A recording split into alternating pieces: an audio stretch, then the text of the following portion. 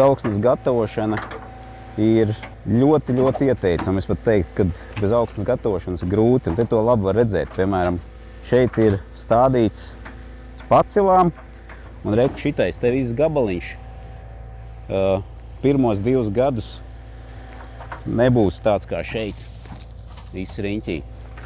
Attiecīgi te eglītei jau 1. gads, nezinu, 2. gads viņa jau būs pa pusē ārā no tiem zālājiem, kur nu vēl kāda avenāja.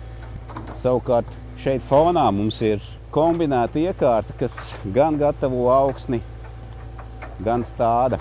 Šis variants ir ļoti labs, ja jums ir mežs, jūs gribat viņu paturēt, bet negribat ar to ļoti daudz paši krāmēties, tad jūs varat nolīgt, lai jums apstāda to mežu ar šādu iekārtu. Reizē gan augsni gatavo, gan stāda.